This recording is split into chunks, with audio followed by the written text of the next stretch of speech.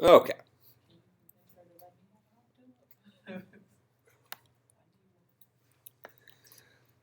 I can tell you they're very expensive to put in.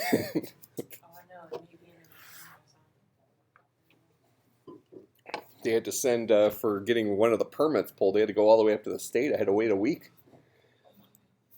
It was. I don't think this thing is ever going to work on my computer again.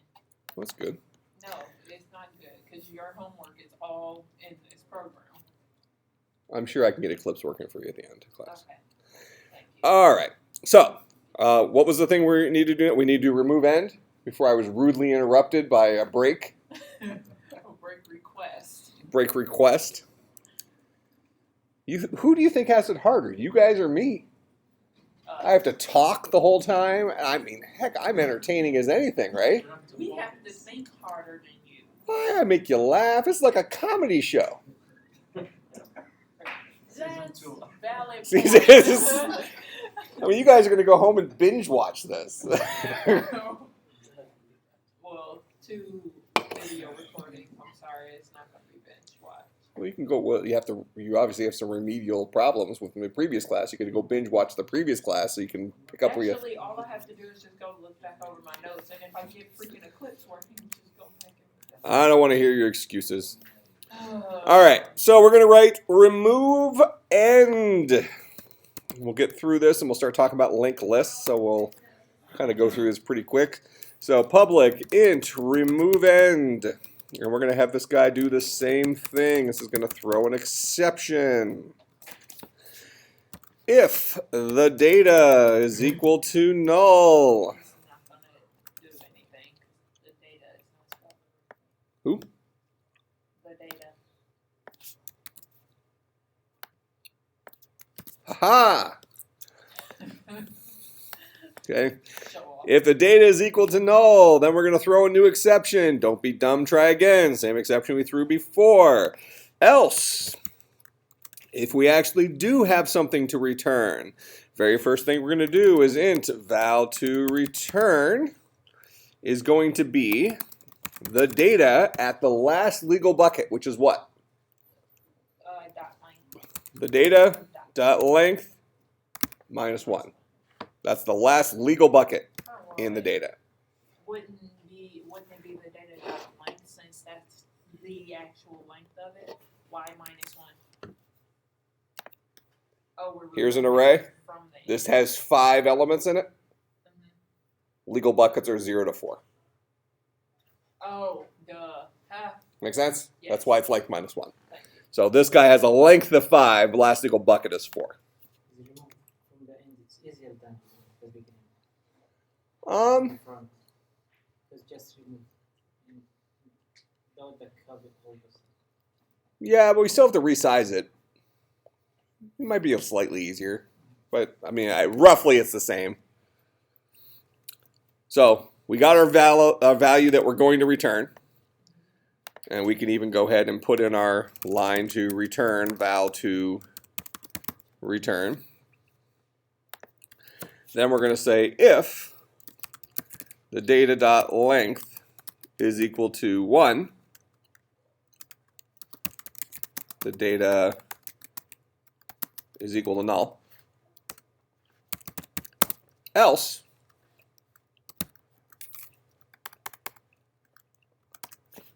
so if it was 1, it's going to go down to 0, correct? That's why we're going to set it to null.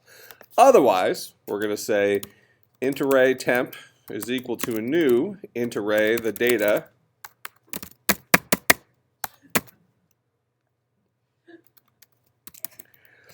dot length minus 1. So 1 bucket smaller than the previous one. And then we're going to say for int I is equal to 0, I is less than the data dot length, I plus plus. And this is what you were talking about, where we don't have to do anything with I plus 1s or anything like that. We could just copy everything over. So we're going to say temp at bucket I is equal to the data at bucket I. We're only going to go to data.length minus 1. That's how far we're going to go. Skip the last element. Yeah, because we're dropping it. We're dropping it, right. So copy everything but the last element over to temp, and then we'll say the data is equal to temp, and ultimately we'll return the value we're going to return. Make sense? Yep. So pretty much the same thing, arguably slightly easier. So that's remove front. Let's see what this thing looks like right now. So let's do a remove end, so we'll get the 4 off there too.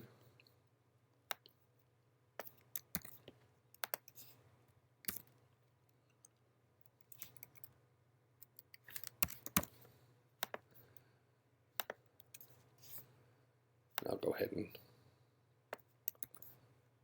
put another little divider in.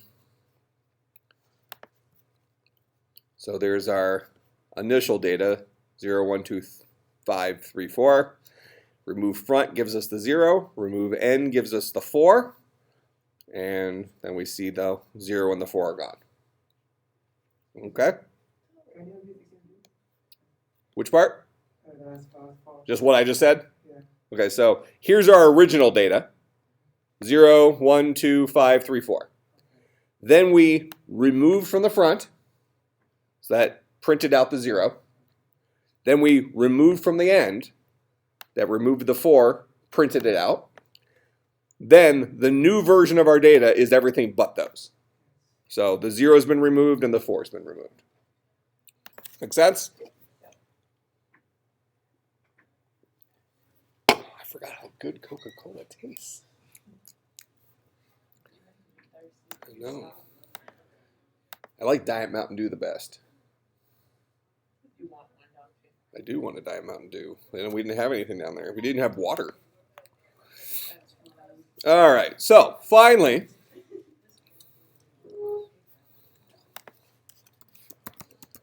public int remove at index throws an exception. If the data is equal to null, nothing to remove, right? Else, if, and removeAtIndex needs to take an integer as a parameter, the index that we want to remove from. So else if index is less than 0, or index is Greater than the data dot length plus 1, or the data dot data.length minus 1 probably. length. Oh yeah. 'Cause The last legal thing we can remove is the last legal bucket. Gotcha. So if it's too small or too big, either of those is true, then we can throw another exception.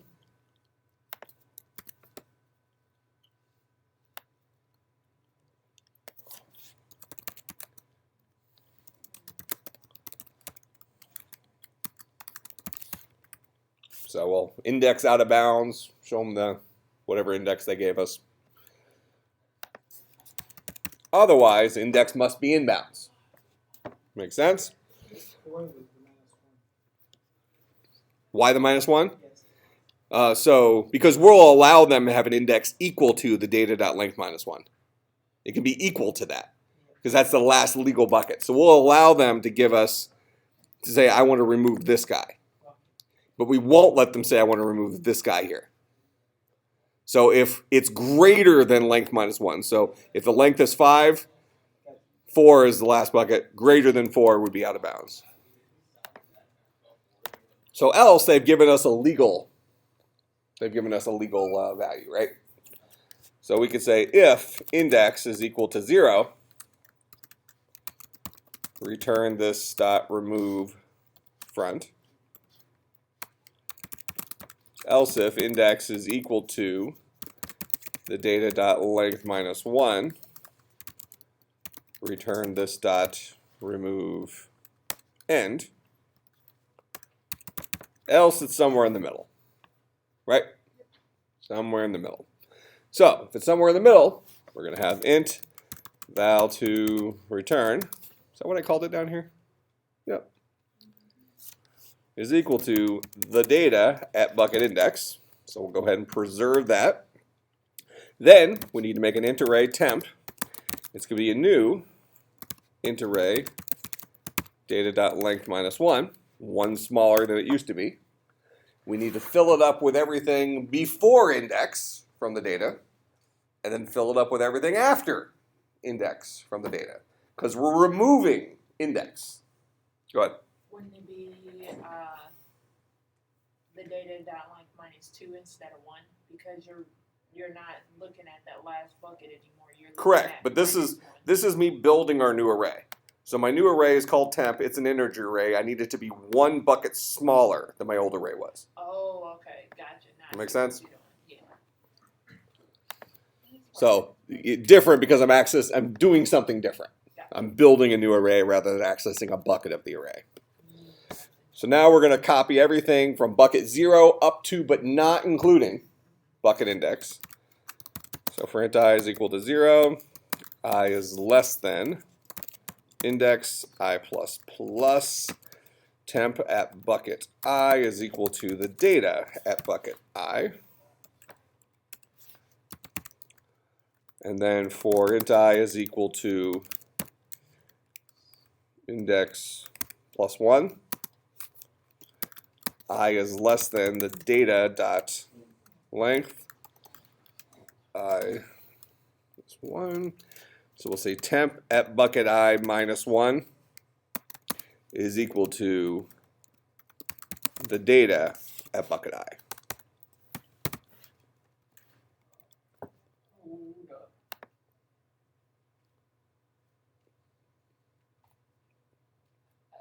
Can you explain the logic there, please? This last one? Yeah. Okay, so what I'm saying is, if this is our code, here, we'll just do it from up here. If I'm removing this guy, one of the dudes in the middle, so this is index 2. Right. All right, first thing I'm going to do is I'm going to build a brand new array that is one bucket smaller than my original. This array is currently empty. Forget about the memory addresses for now. All right. Now I'm going to copy everything up to but not including bucket 2 from this guy. So I'm going to copy the 7 and the 4. Then I'm starting at index plus 1 here because I'm skipping this bucket. Gotcha. So my data at index plus 1 gets equal to, so bucket 3 gets put into bucket 2. Bucket 4 gets put into bucket 3. Gotcha. That's where the minus 1 comes from here. Look at you, Mr. Intelligent. That makes sense? Yep. Thank you. All right, so we'll put the 1 and the 8. And then we need to remember to set the data back equal to temp. And then ultimately we return val to return. Like that.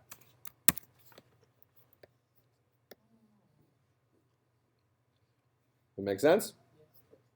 You're like boy genius. I do. I have a PhD. That's very true.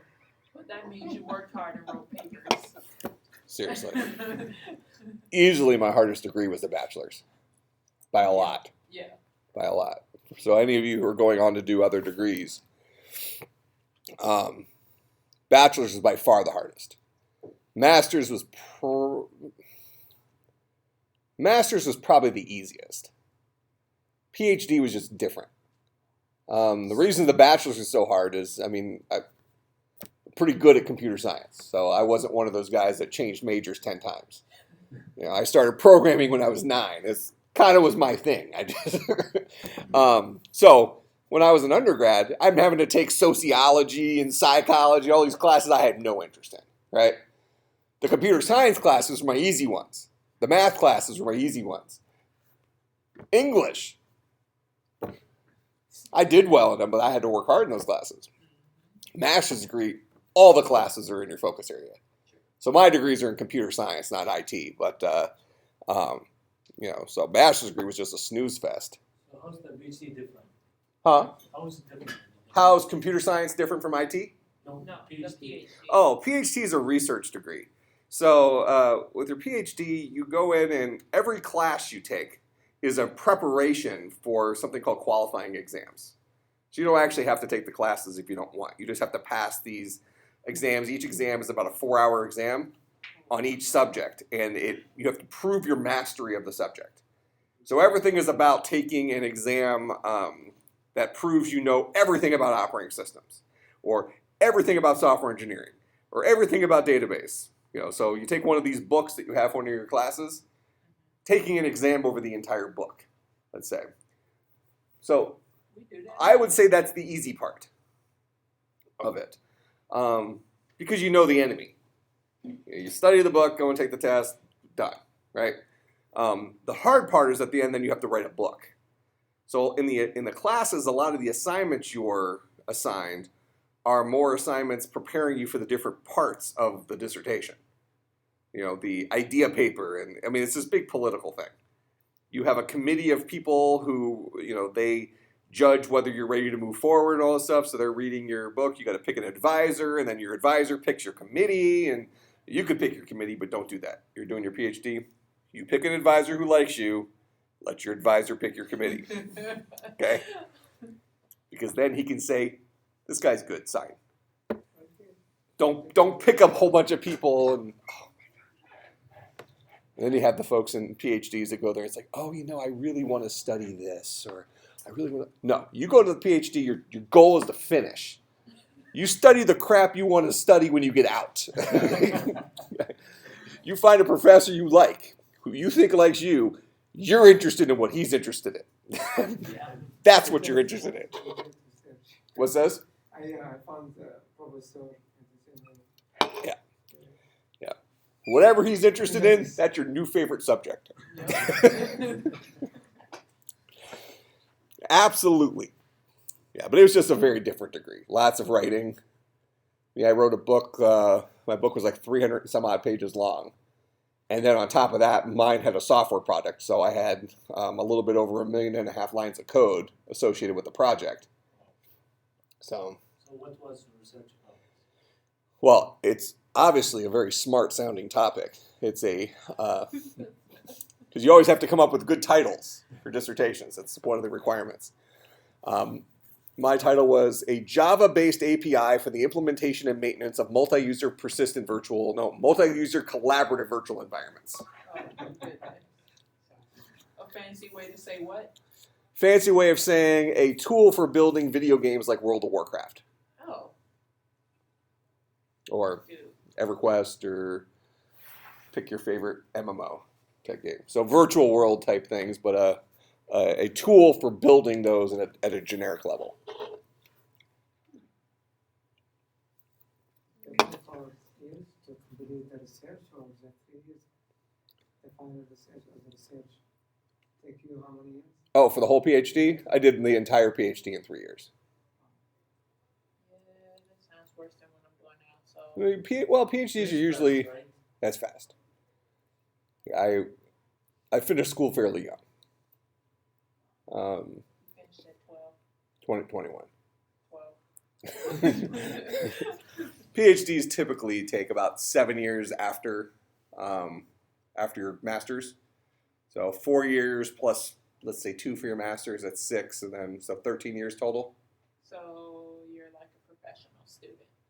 Not you in particular, but I'm saying like whoever does it. Well, I didn't take that long. No, I'm saying not you, but anyone else who does Well, it. that's it. It becomes more and more political, so that's true. Yeah. Yeah, you kind of learn how to play the game. I would lose my Yeah, mind. Professor Wall right now is finishing up his. He's on his dissertation, so he's what's called ABD, all but dissertation. He's passed all of his mastery exams. Now he just has to write the stupid book. Just on databases? I don't know what his topic is. Hopefully, it's whatever his advisor likes. No. All right. Because if it's anything like his slides, they are going to be dead. Oh, he's a good guy. He is, but them slides aren't. Well, it's because he pre-makes his slides. I make mine grow as we. Yeah, but It's real time. His is from the books. Oh, it's so boring. Who uses a book? They're so like- expensive and they're useless. Like $255 5 slides in one set. I know, so good. All right, so let's remove something from the middle here. Let's see what this guy looks like.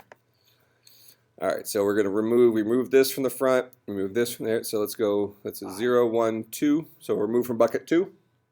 That'll get us the 5.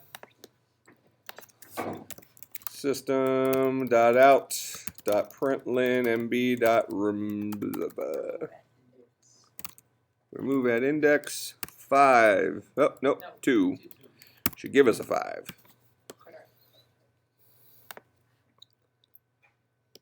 Voila! Boom. All right, so. You know what you should have did? You should have put the removeAtIndex in between the removeAtInd in front. Because that way it only makes sense. We removed it from the middle. What? Put it in between those lines. Well, then it'll remove a different value. Oh, if it's removing that bucket too. But bucket 2 will be a different bucket 2. Oh, never mind it. See what I'm saying? Yeah. You know, before we remove from the end, bucket 2 is a different value. Well, actually, that's not true. Bucket 2 would be the same value because we removed from the end. Right. If we remove from the front, bucket 2 could change. So. Okay. Works. We're good. Kind of get it. So punchline of all this.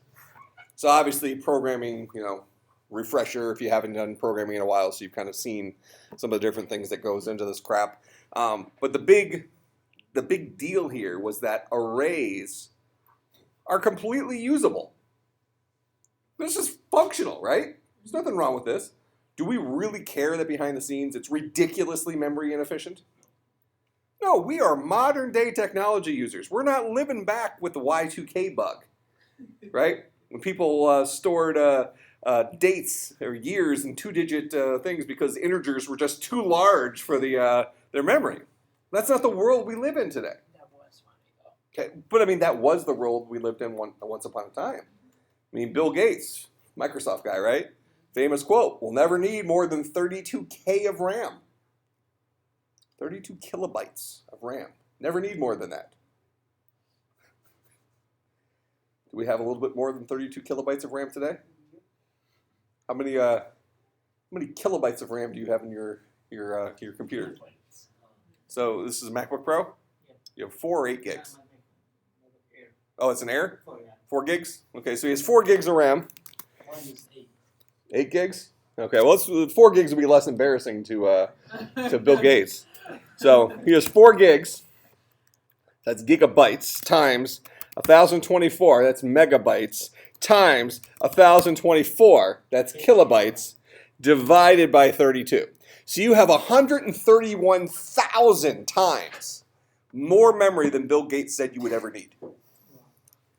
I really want you to do that now. No. Well, it'd be twice that. Thanks so much.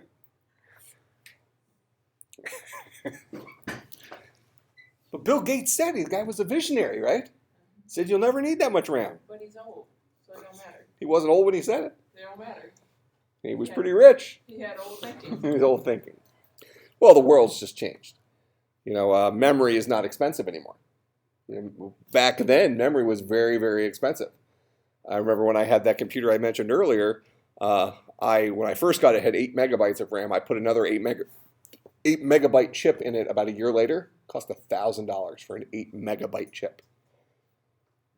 That chip would have stayed right where it was at with the manufacturer. Today, you go to Best Buy, pay retail for a 4 gigabyte chip. What's it? $60? So something like that. I mean, you know, if you're willing to wait a couple days for shipping, go to Newegg and get it for 40. Yeah. You know, but if you just want it now, just walk into Best Buy, you got it for 60. Use it while your Newegg one is shipping, then take it back. All right. So questions about any of this stuff. Okay. So our punchline here is that arrays are memory inefficient, but arrays definitely are not bad. Okay. That's an important thing that we want to keep in mind here, especially as I'm about to introduce LinkedList to us. I don't want us to think about LinkedList as being an upgrade to arrays. They each have their place. Okay? If we know we're going to hold 200 things, an array is a perfect solution because they're fast. we don't have any qualms about holding 200 things in memory, right? It doesn't even matter what those things are. We have a lot of memory, right? So 200 integers in memory, drop in the bucket. But if we know we only need to hold 200, we don't have to worry about this crap of building a house, knocking it down multiple times. You build it once, fill it up with your stuff, and you're good to go. Other problems, you might say, okay, well, I know I'll never have to hold more than 100,000 things. Maybe initially you hold 5, but I'll never have to hold more than 100,000. Maybe that's still an array. You're going to take up a whole bunch of memory initially that you're not using, but 100,000 integers, no biggie. And arrays are fast. Could be useful. So don't think of arrays as being, antiquated. They're not. They just solve different problems. All right? So questions about any of that crap we've done up to this point? All right. So let's talk about linked lists.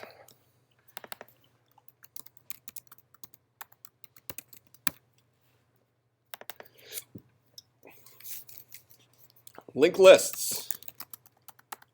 Oh, here, these guys are slow in comparison to arrays.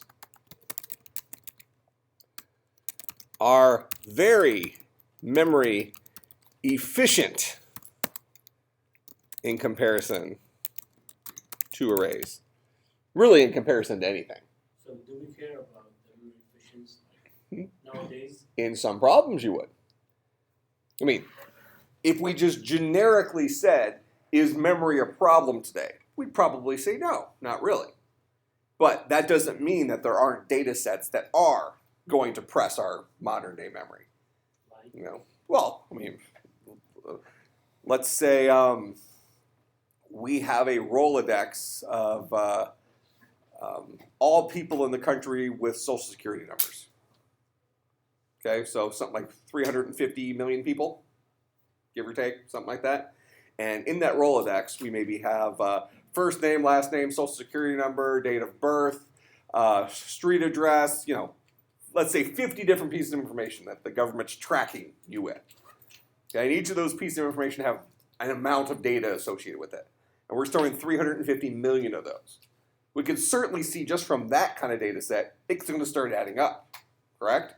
And remember, when we are having a running program, all that crap needs to be in memory at the same time.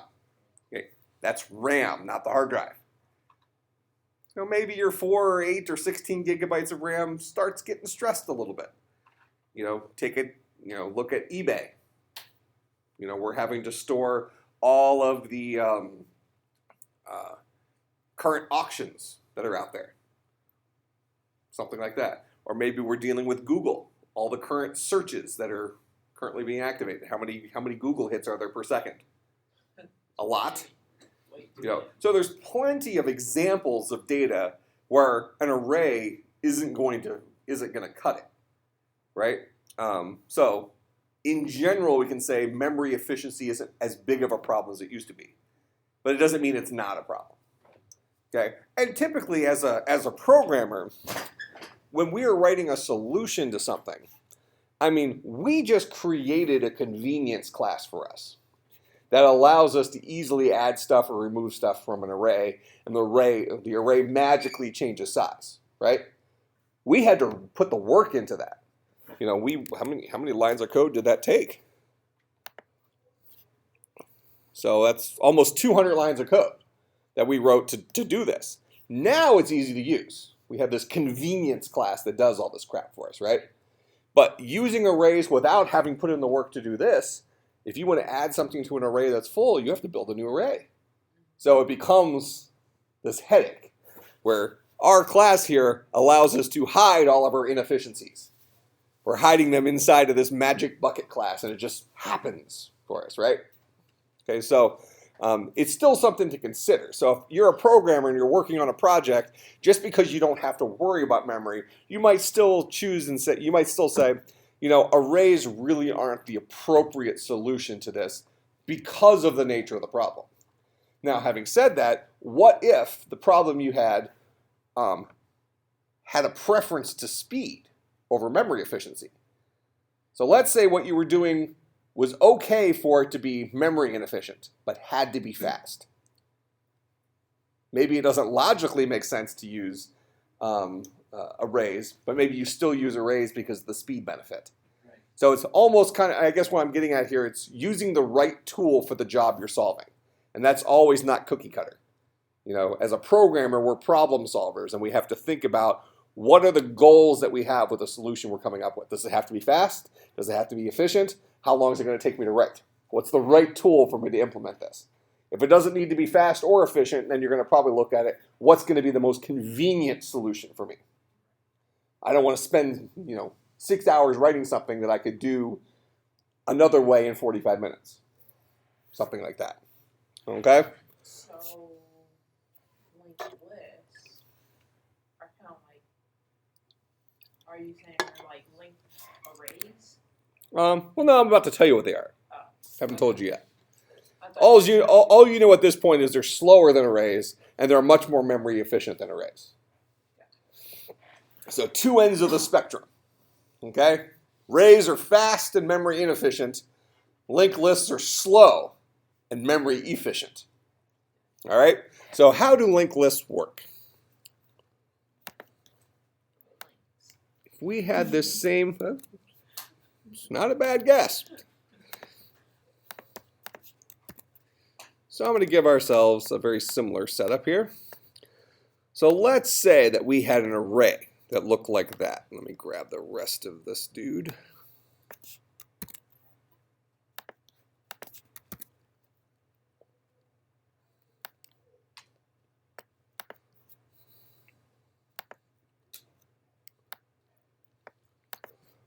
Okay, so this is our array.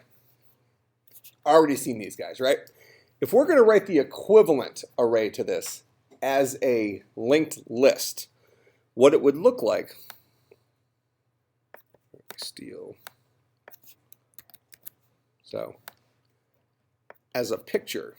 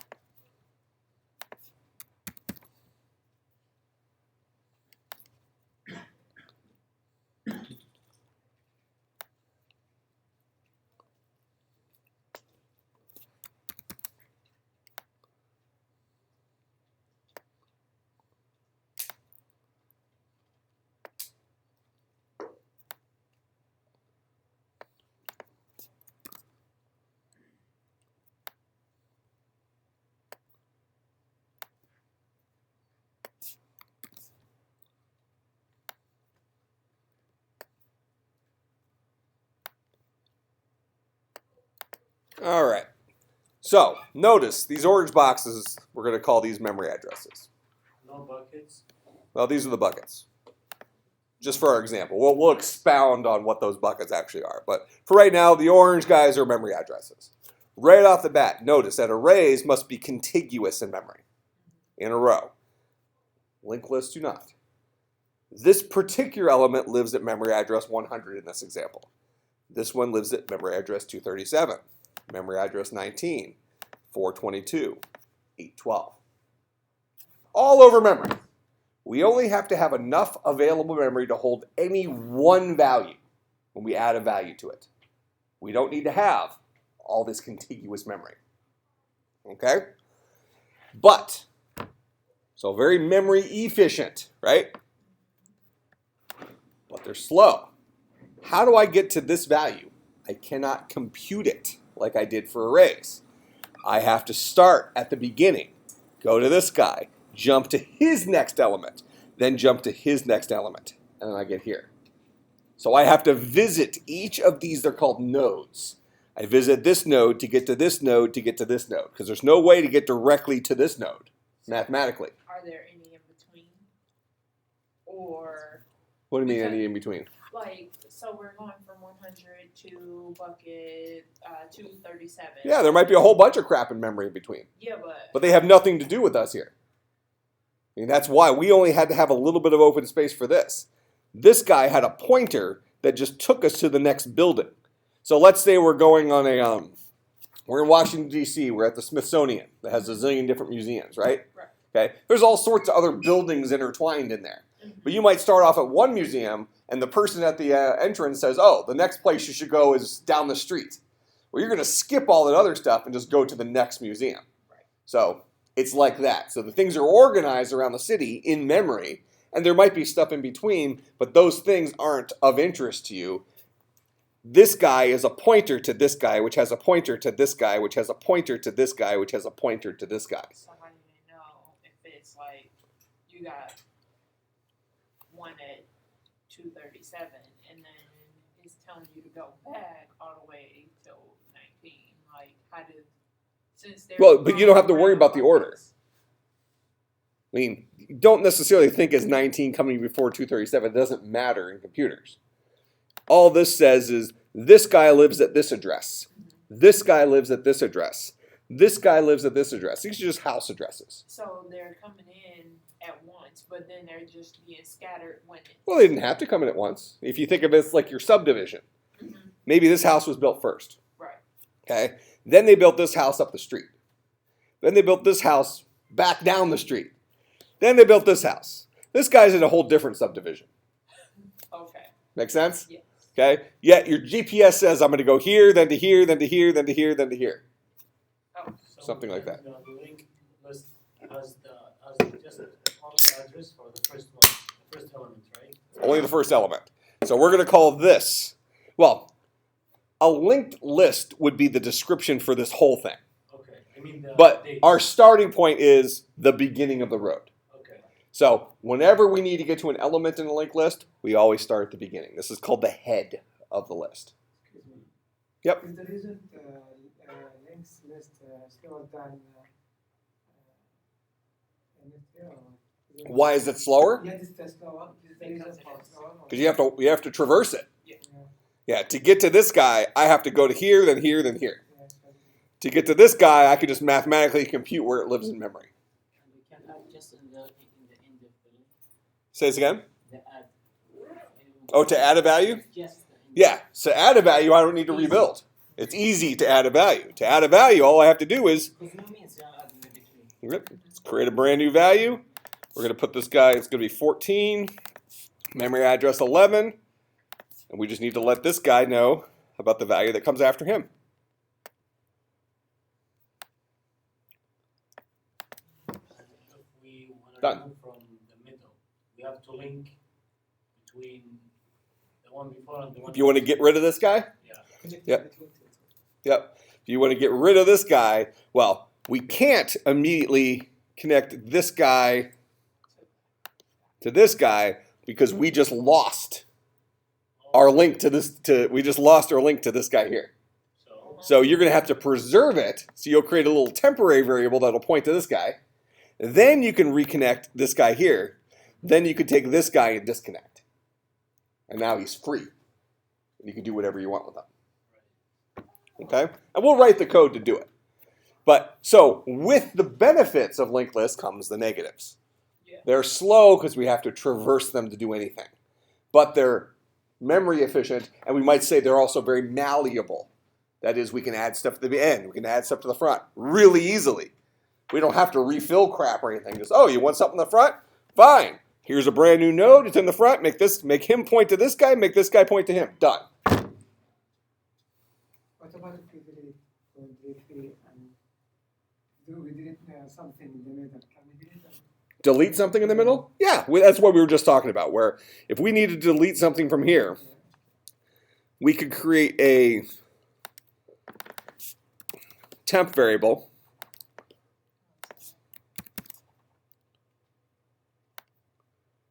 We can have temp point to the guy we're going to delete. Then we can have this guy point to the next guy. And then we can set this guy's next pointer to null. Now he's free. And temp still points to him. So we can return him if we want, or we can just let him die an easy death, whatever. But the point is that our linked list is still preserved. Does that make sense? So everything with linked lists has to do with pointer manipulation. And we definitely want to draw pictures for these. And we're going to see that when we write this. Go ahead. All right, so now that we have temp in there and we just assign temp to bucket 19's pointer value, how do we then tell bucket 237 now take the value from temp? Okay, it's going to be easier for those questions to get answered when you see us do it. Okay, that makes sense. Okay, I shall wait. All right. So let's go ahead and let's create a linked list. So a linked list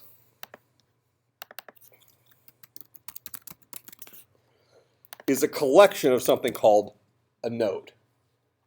And a node is just going to be a class that we create. And a node is typically going to have a value and a pointer to a next node. The pointer to the next guy in the linked list. Okay? All linked lists have a head variable, which points to the first node in the list. Some linked lists will have a tail. Our first one will not. Okay, but some will have a tail. Points to the last node in the list. The advantage of that is what? Sometimes it's easier to traverse traverse from the beginning. Sometimes it's easier to traverse from the end. Certainly, if you have the tail, removing from the end is easy. If you don't have tail, removing from the end requires you to run the entire list and then remove that last guy. That's why we don't use a tail first, so we can experience that manipulation, experience the slowness.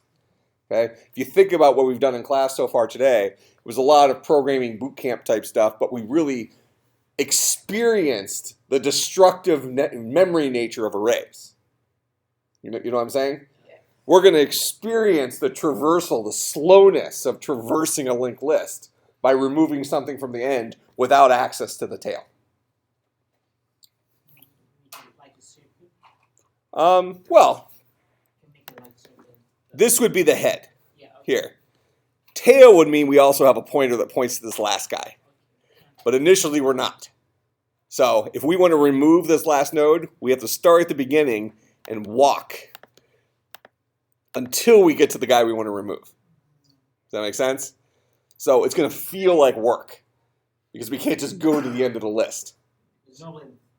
There's no length. Well, we can write a length then. We can know that there's, we can, in this case, since we've removed this guy, just delete him. In this case, we know that there are 5 elements in this linked list. But that doesn't help us. Even though we know this guy is at bucket 4, we can't just immediately get to him. We can run through here 4 times until we get to our destination, but we can't just go there. That's the advantage arrays have with a contiguous memory. Make sense? All right, so let's start writing some stuff.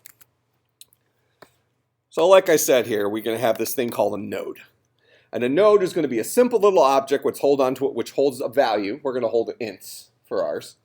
And it also holds a pointer to the next node, which is going to be a node object.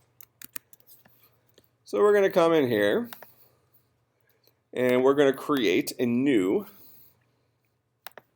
class called node.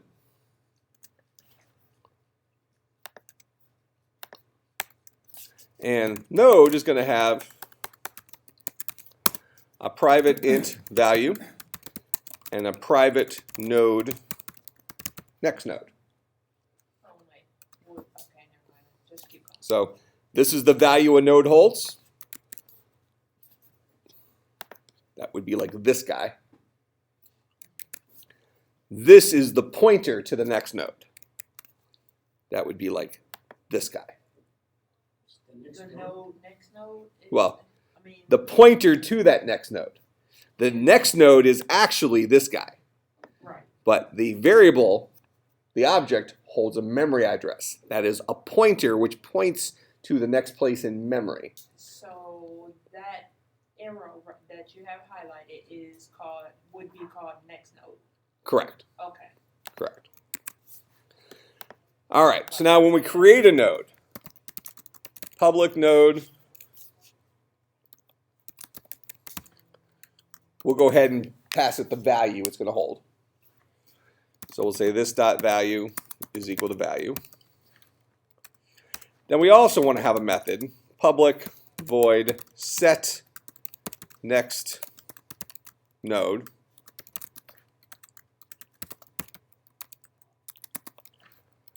Where we pass it the node we want this guy to point to.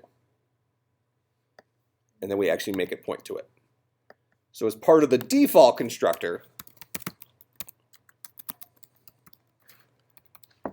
initially a node points nowhere. So when we first bring a node into existence,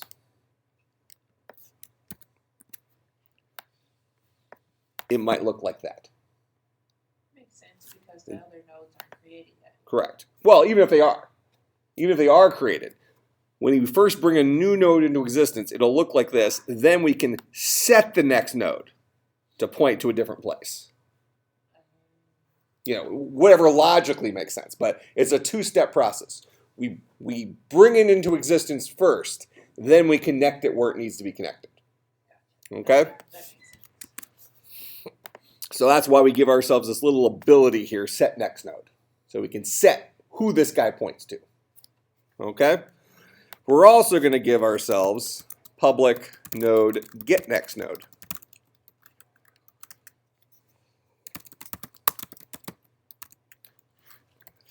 The advantage of that is we can take something like this and we can say, hey, you're not the guy I want, but I'd like to know who you point to. So when we ask this guy here for his next node, he would give us the pointer to get to this guy. So that's like somebody going to the wrong address. Well, not going to the wrong address, but going to a address and then being told to go to the next one. Oh. But, I mean, what you said could be accurate depending on the situation. But with linked lists, you cannot get here without going to here first, then here. It's impossible. Make sense? So get next node allows us to ask a particular node to let us know who he points to. And then we can go there. And then we can ask him, who is your next node? And we can go there. Then we can ask him, who is your next node? So on and so forth. So that's why we give them that ability. So it's like you enter into a subdivision, you know the range of addresses, and then you can drive by each place and find out what each address. Ask them who their neighbor is, Yeah. but their neighbor isn't necessarily right next to them. Right. You know, because the subdivision is a better example for an array. You know, Look, I'm trying to linked list, we might say you go to grandma's house and you say, who's your best friend and where does she live? And then grandma sends you to a different Someplace across town or something like that, right? You know, and then you ask them, where does your son live? And they send you downstate. So you go there. You know, so it's a wild goose chase type thing. Gotcha. All right, so this is going to be our node. Pretty simple initially. We might add some functionality to it, but nodes are very simple. So one of the things we want to think about with data structures in general, you know, we're building kind of our first data structure because arrays were built into the language. Java does support linked lists. It is built into the language, but we're not allowed to use that yet. Okay, so for those of you who haven't had me before, one of my rules is when you complete homework assignments, you have to complete them using only tools I've introduced. That doesn't mean there aren't other ways of doing it. It means I've specifically avoided teaching you certain ways to make the assignments more difficult and cause you to hate me. This is why we don't ask for certain things to be homework. Because they're already. But I promise you, at some point in the future, you'll come back and thank me. I've turned out a lot of really, really, really high-paid programmers from Concordia where you wouldn't think people would come out of here like that. So you should be lucky to have me as your professor, is what I'm saying. Yep. I'm gonna work for you and write all. I wouldn't hire you. Write all your stuff in BB. They'll be like, what's wrong with this guy? All right, so this is our initial node class. And you would hire me. I sold my company. Why? I was sick of running it. You're crazy. I don't need the money. Might as well chill in the golf course in the hot tub. You in this hot tub. All right. So we have our node. Now we're going to create a linked list class. Oh, that's why you did it. Cheap labor. For what? You hire people from Concordia because it's cheaper labor instead of hiring permanent. Yeah, but then the good ones leave and go get high-paying jobs. That's true. Department of Defense. They can't even tell me what they're doing. That's cool. It probably is far less interesting than you think. That's probably true. That's my guess. These top secret jobs, they're probably working on, like, you know, securing a computer system in a boat or something, something like that. And it's not even like an interesting boat. It's like some senator's yacht or something like that. All right, so we're going to write a class here called LinkedList. But anyways, my point there was whenever you do your homework assignment, don't operate off your prior knowledge. Think about what I've introduced in class, because every assignment I give it to you in terms of, I want you to solve it in a certain way based on the tools I've provided you at this point. You know, even though there may be easier ways to solve it, there's an experience in there I want you to gain, and there's a good reason for it. You know, then I'll show you the hard way to solve it. I'll solve the programs in class. So when I give you an assignment, I don't give you stuff I can't solve myself. So we come in, we spend the first few minutes of class, and we solve it. And then I might show you a convenience method to make it easier. Now that's a new tool in your repertoire. Okay? So linked list, as we said here, a linked list is going to keep track of a head, the front of the list. So we're going to have private. So first we should create the nodes first, right? You can do it in whatever order you want. But yeah, I'd say create the nodes first. Because head, which we're about to create here, is a node. It's the original pointer that points to the beginning of the list. Okay? And we'll have our constructor. So initially we'll create an empty linked list, just like initially we created an empty MagicBucket. So an empty linked list means that head is equal to null. Right? And then we probably want linked lists to be able to display themselves, just like MagicBuckets could display themselves. So if head is equal to null,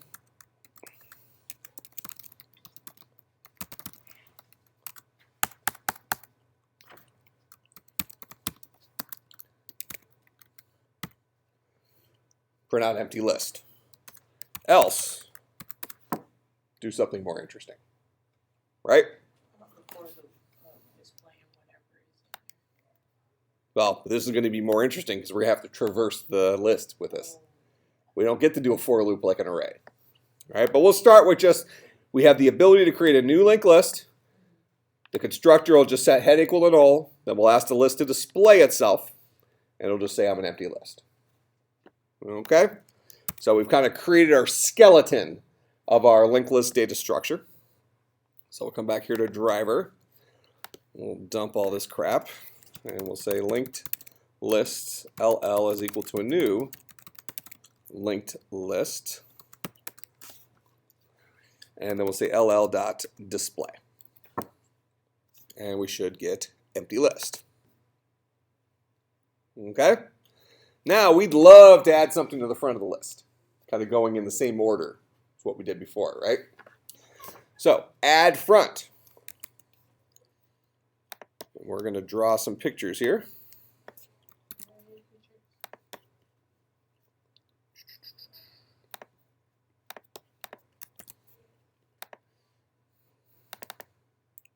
This is LL. We'll stick with our memory address 100. That's what our linked list currently looks like. It has a single node, which is called head internally, and it points to nowhere. No. If I want to add something to the front, what do? If head is currently equal to null, I'm going to create a brand new node. You have to create a pointer. And then I set head equal to it. So whether I'm adding something to the front, to the empty list, or to something else, any way you cut it, I'm going to be creating a brand new node. Okay? So when I have the empty list here, I'll go ahead and create my new node. And this guy's going to be at 203. That's the memory address for him. And this guy doesn't exist. We don't have the idea of a bucket. Okay? So we create him initially. And remember, nodes have next nodes. So that's that guy.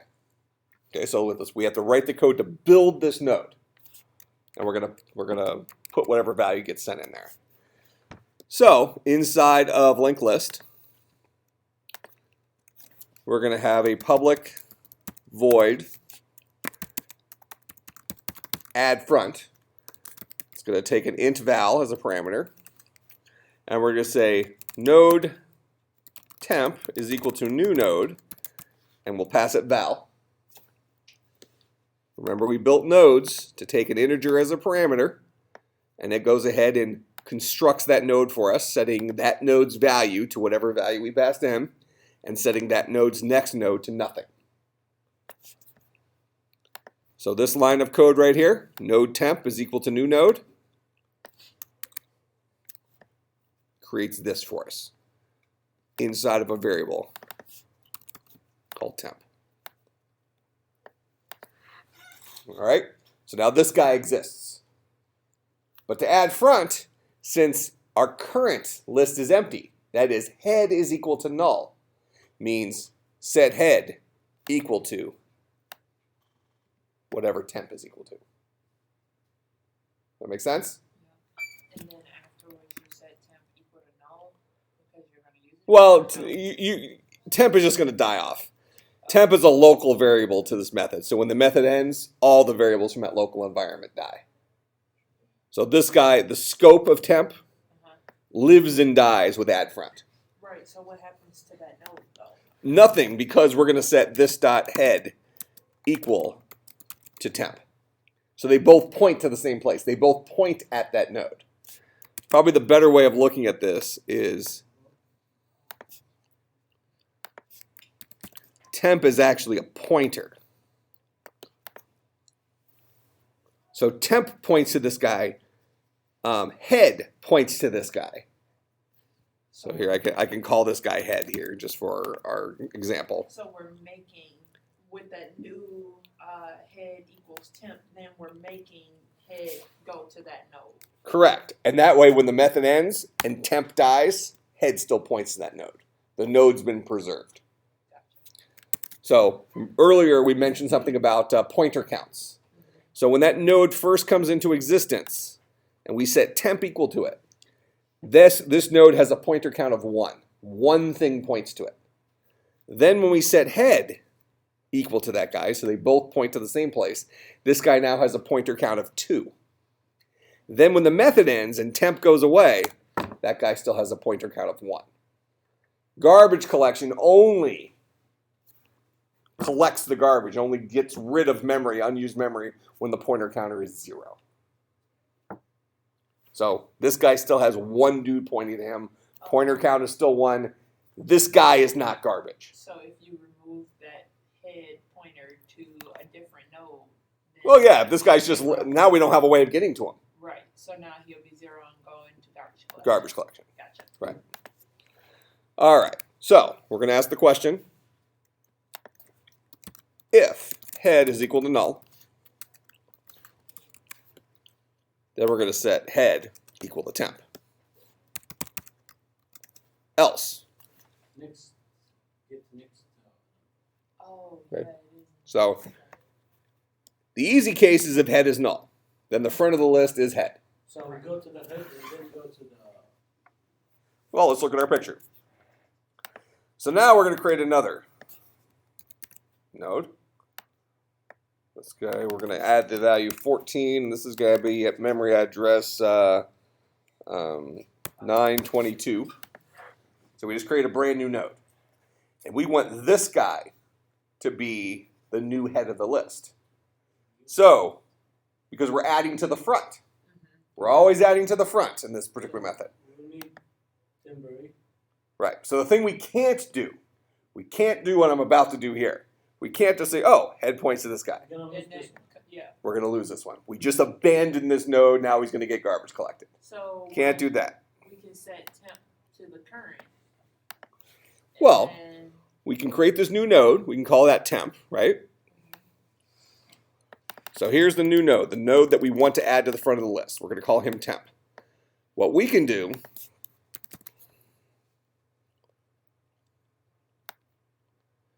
is we could set temp's next node to point to the same place that head points to. Then we can have head point to temp. and then temp. Do you see how important it is to draw pictures for these? Yes. Okay. So first thing we're going to do, so we already have temp, we're going to say temp dot set next node to head. Make temp's next node point to the same place that head currently points to. Then head is equal to temp. That's so simple. Writing it is simple once we see it. Yeah. So the But being able to follow the logic, you really have to draw pictures initially. Yep. first, the temp goes to the oldest one, right? I mean, which is the 7 Well, first. this is what we just did. When we added to the front of a non-empty list, Okay. the list initially looked like this. Then we created our variable temp, which points to nothing. Very next thing we did is because head does not equal null, head equals something real, we're going to set temp's next node equal to head. Right. So they both point to this guy. And Then we set, so just to show you what we did, so I just set temp's next node equal to head. Temp dot set next node to head. That's that line of code right there. okay. Okay? Then we can take head and set it equal to temp. Because we've preserved the links.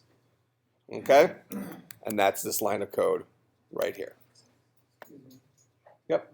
Can we go in for 2 nodes in the time or not? Can we add to? Yeah, can we go back to the chart or the chart? Yeah, can we go in from head to direct to 2 nodes in the same time?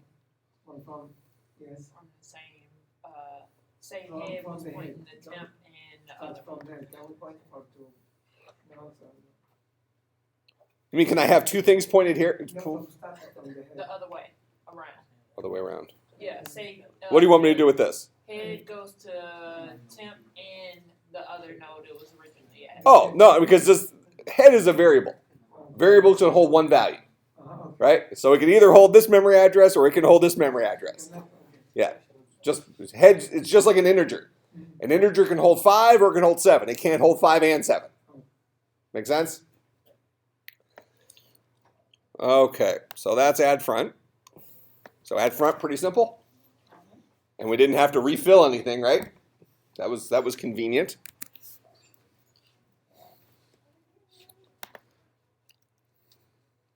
So now that we have that, let's go ahead and finish our display. If head was null, we're going to print out an empty list. Otherwise, we need to traverse our list. So what we're going to do is, just for the sake of argument right now, just to keep this as similar to MagicBucket as possible, I'm just going to write a little method inside of node. It's called a getValue. It's going to return this dot.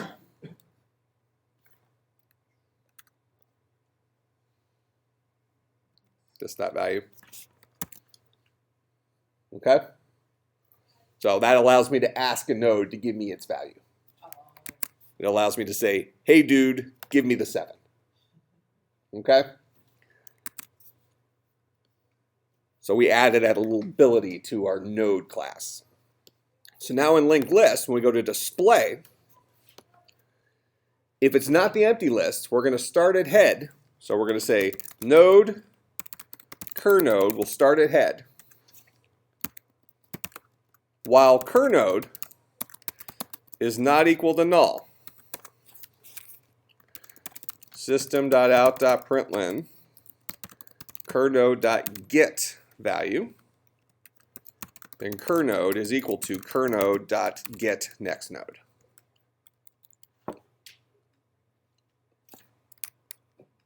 So just to show you what that did, that traverses our list.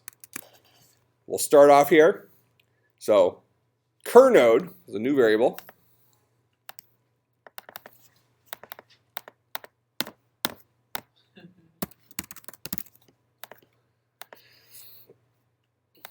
All right, and we set cur-node to point to the same thing that head points to.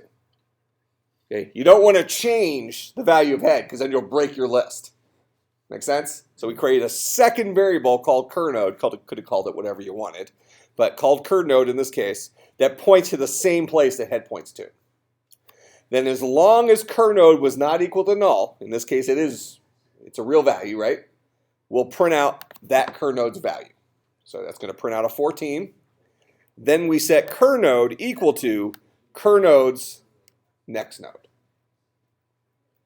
Is this guy equal to null? Nope. Print out a 7. Then we set cur-node equal to cur-node's next node. Is this guy equal to null? It is. Doesn't point anywhere. This guy points to nothing. So now this guy points to nothing. Now we're done. So that's what this while loop does. As long as cur-node is not equal to null, as long as it's not equal to null, print out the value of the current node, then move on to the next node. Ask the question again. That makes sense? So if we do our driver here, we have our linked list. And in our example here, we have a 7 first and a 14 added before that. So we'll do an ll.addFront7, ll.addFront14. Then we'll print it, and we should get 14, then 7, traversing our list. question. Do we have to set a value to head? It happened automatically. When we first created our linked list, head start off as null. But When we added front the very first time, when we added that 7, we noticed, well, we created a brand new node to hold that 7. We noticed that head is currently equal to null. So we made head just point to that new node. gotcha. When we added the 14, we passed in the 14, created the brand new node for 14, noticed that head currently was not equal to null. Came into the else. We set temp's next node equal to whatever head currently points to, which was the 7. Then we set head equal to temp. Make sense? Yeah. Okay.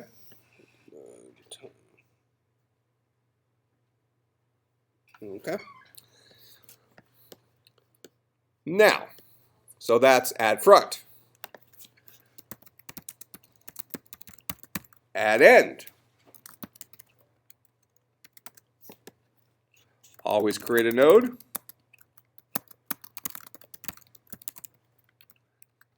So there's our new node. Then we're going to, Start from head, the first node, the second, the third. yeah, we got to walk to the end. How do we know we're at the end? How do I know I'm at the end of this list? No, now next node. Or has No. Yeah. When we get to a node whose next node is null, Right. that's when we know we're at the end, right? So we have to check. Yeah, keep walking until, just like we did here. Cur node starts at head. Does cur node have a next node? Yes. Yes, it does. Let's go there. Does cur node have a next node? No. No. We are at the end. Now connect this guy to the new guy. All right. So create our new guy. If head is equal to null, then what are we going to do? Add first. You can say add front if you want. We've been a little bit memory inefficient here since we already created our node. So we might say, rather than create the node right off the bat, we can say if head is equal to null, then say this dot add front val. Else, go ahead and create our node. So now we're going to do some work. As opposed to creating the node here, then calling add front, where we're just going to create the node again. Oh, It's kind of okay. wasted memory. I get what you're saying. So we're only going to actually create the node if we're going to do something with it. If we're going to rely on add front to do something with it, add front already creates a node for us. Okay? So else will be node temp equals new node. Then we need to walk to the end of the list. So we're going to create a node, cur node. We'll start off at head. While cur node dot get next node is not equal to null. Keep walking. Keep walking. We'll set cur node equal to cur node dot get next node. Once we're out of this while loop, we know that cur node currently points to the node, or to a node that has no next node, Right. Which is the last one. which is the last one. So now we'll say cur node dot set next node to temp.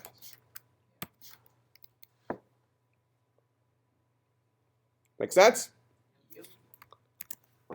All So right. we have to say temp dot next equal null. Nope, because that already happened. When we first built temp, next node started off as null. Yeah, when we bring a node into existence, we just say, you have no next node, started off at null, we'll fix that later if appropriate. All right. So now, we should be able to say ll dot add end 25, ll dot add end 54. Shouldn't have had to change our display method at all. 14, 7, 25, 54. Again, we didn't have to rebuild a brand new structure and copy a bunch of crap over. Just worked. Right? All right.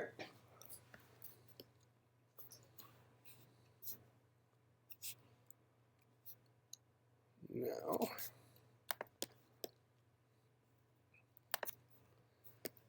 in our linked list, we probably want to have the ability to get a value at a particular bucket. Correct? Public int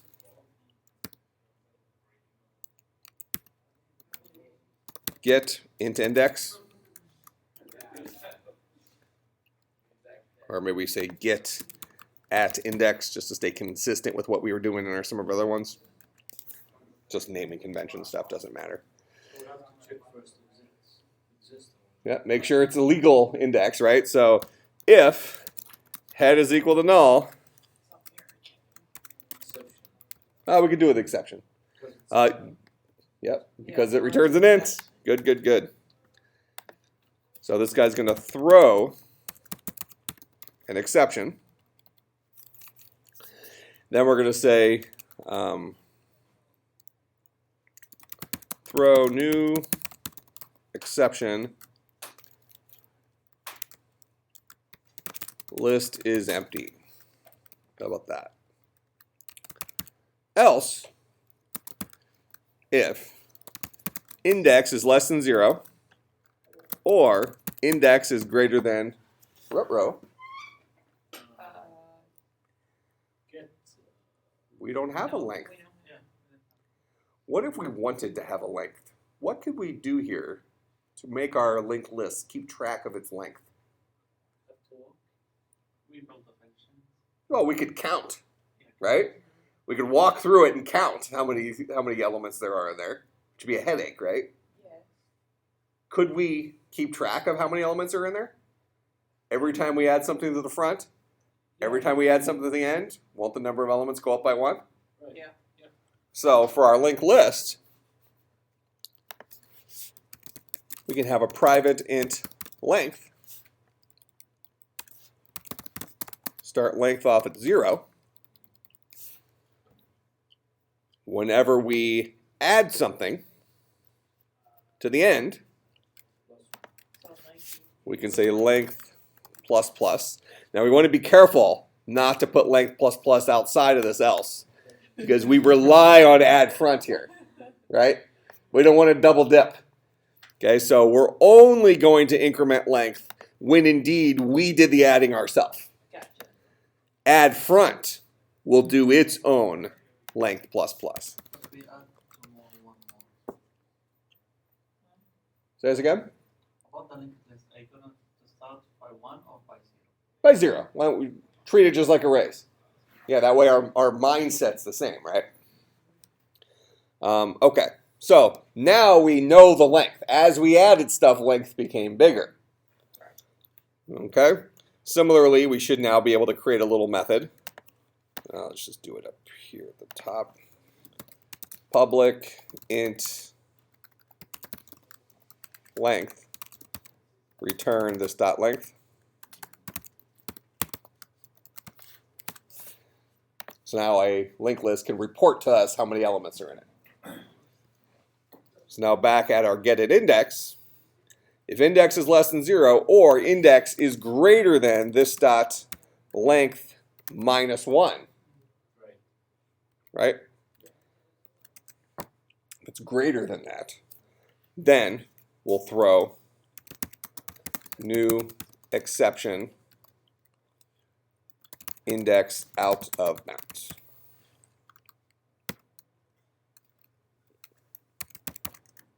Else, we're dealing with a legit spot, correct? Okay, so It's not. The list exists. The index they've asked for is somewhere in the list. It's not a 0. No, it's not less than 0. It's not greater than length. so in this case we have to walk. We still have to walk it. Yep. So we're going to say node cur node is equal to head for int I is equal to 0. I is less than index. I plus plus. Cur node is equal to cur node dot get next node. Then we'll return cur node dot get value. We could use the for loop in this case because we know that index is a legal position. So let's just walk this many spots. Does that make sense? We're not saying go until the end. You know, before we said keep going as long as cur node is not equal to null. Here we're saying if I'm in this else, I know that index is a real node. So we're going to start cur node at the beginning and we will just walk index number of times. And in the end, I know that I'm pointing to the right place because I've already done my checks to make sure the place that you provided me was indeed a real place. Make sense? So now we have getItIndex.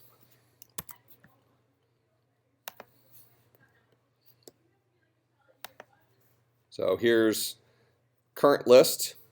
We should be able to print out the length. System.out.println ll.length, and that should give us what, a 4? Rut row. Oh, you had an extra parenthesis in. Did I? No. I thought you did. It was under line.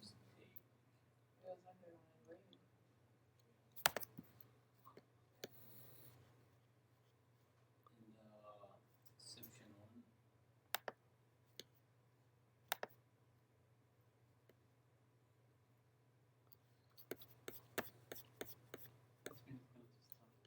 Stack Overflow errors. Okay, so somewhere we're calling it, did we break our own rule? Possibly.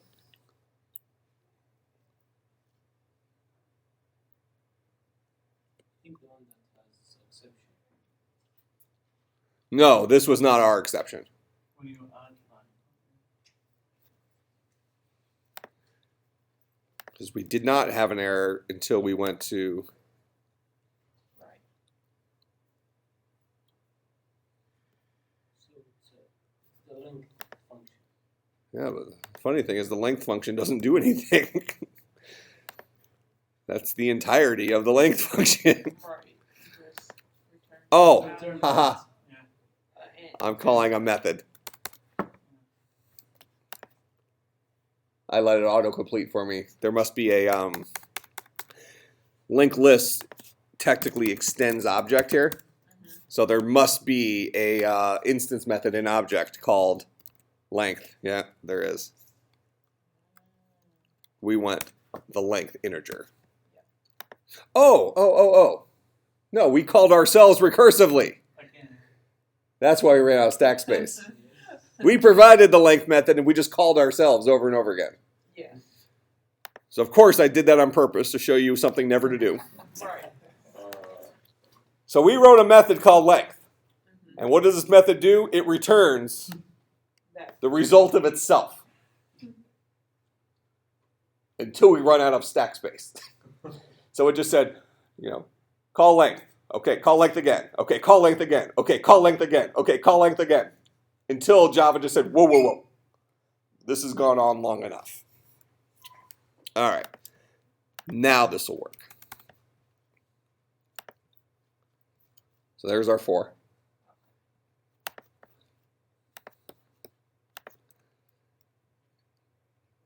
And then we're going to do println ll.getAtIndex. Let's do a 0. And then a 3 and a 2.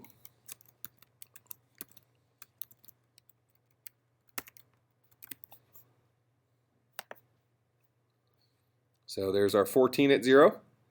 There's our 54 at bucket 3, last legal bucket. And then here's our 25 at 2, the guy right before that. All right. Now, real quick.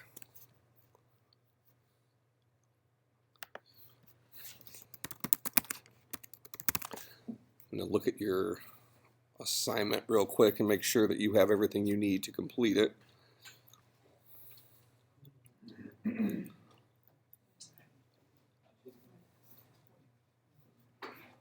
And of course, Angel is down. That's not down. You have to disconnect it with the fax net and reconnect.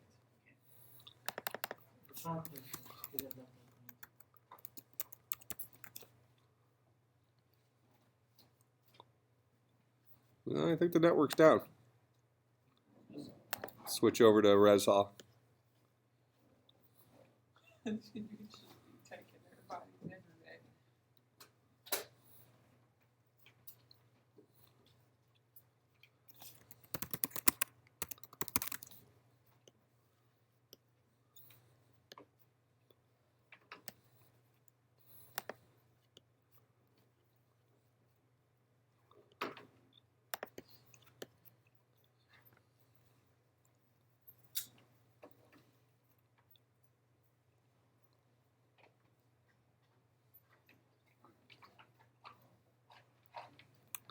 You can do it.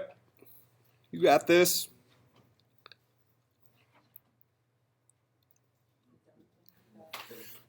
What's up? He said, I don't think it does. Seems like it should. I'll try this on my phone at the same time. So this You're is gonna not. find the system.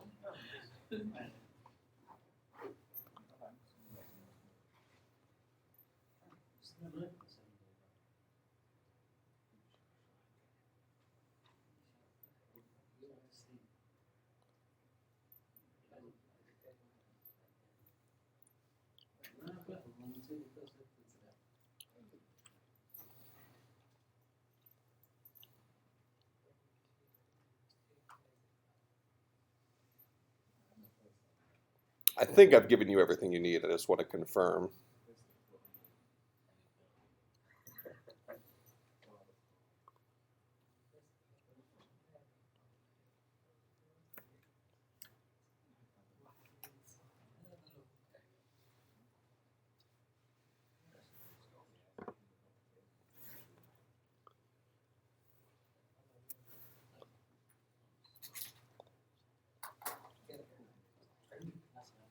We've been having a lot of issues with Angel lately.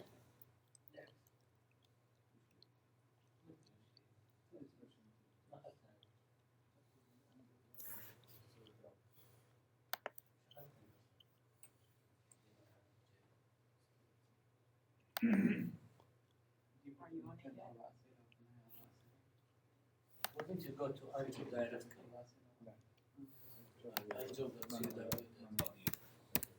It shouldn't make a difference.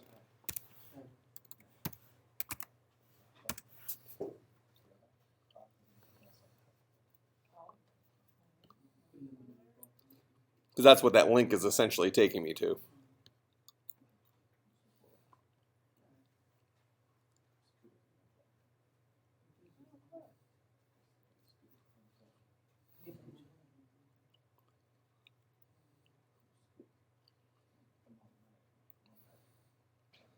All right, well, while this is trying to load, huh?